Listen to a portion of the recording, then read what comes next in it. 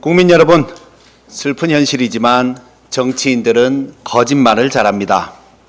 따라서 정치인이 진실된지 아닌지는 말이 아니라 그 행동을 봐야 합니다. 나경원 의원이 국회에 들어가려고 노력했으나 민주당 지지자들에게 막혀서 심한 말을 듣고 못 갔다고 한 발언을 보겠습니다. 목격자의 말로는 경찰 한 명이 지키고 있는데 말 몇 마디 나누고 바로 돌아갔다고 하지 않습니까? 우리말에서 복수전미사들이라는 것은 다수를 의미하는데 경찰 한 명이 왜 민주당 지지자들인가요? 나경원 의원이 경찰을 관심법으로 살펴보니 민주당 지지자였고 그 사람이 분신술을 썼다는 의미입니까?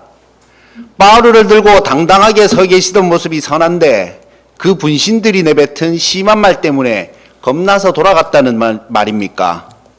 그리고 노력이라는 것이 담을 넘는 수준의 것이 아니라 말 한마디 던지고 돌아가는 것을 의미한다면 평소에도 그렇게 말 한마디로 의정활동을 하면서 노력하고 있는 것입니까? 이처럼 대다수 국민들의 뜻과 반하여 80%가 탄핵을 반대하는 국민의힘 의원들은 국민의힘을 받들겠다면서 거짓말을 하고 교묘한 법기술을 부립니다.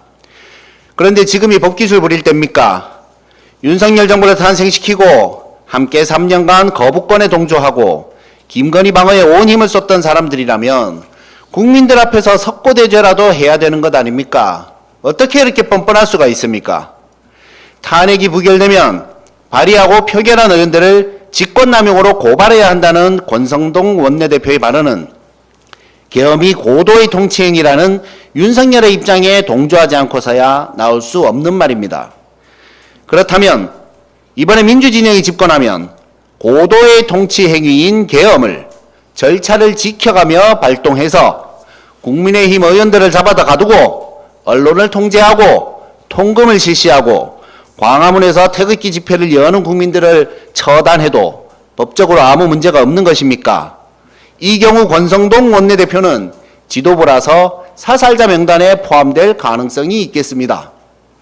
하지만 민주당이 그런 일을 한다면 저는 앞장서서 탄핵을 외치겠습니다.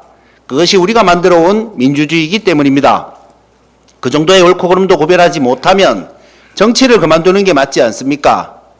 2016년 박근혜 탄핵소추위원장이던 권성동 의원이 2024년에 이렇게 망가졌으니 이제 정치를 그만하실 때가 된 것 같습니다. 이렇게 명백한 잘못에 대해서도 국민의힘 의원들이 이런 식으로 하시니 국민들 사이에 분열과 갈등이 조장되는 것입니다. 박근혜 대표 때는 미안한 척, 반성하는 척, 천막당사 쇼라도 했는데 국민의힘이 갈수록 극우화되고 뻔뻔해지는 모습이 안타깝습니다. 아울러 민주진영의 맏형인 더불어민주당이 부탁합니다. 말리면 안 됩니다.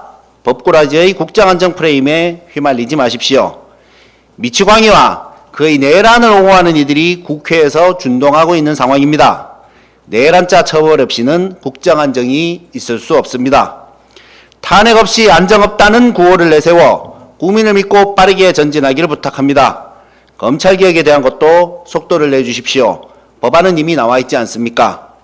속도전은 조국혁신당의 전문입니다. 우리가 선봉대로 서서 적극 돕겠습니다. 이상입니다.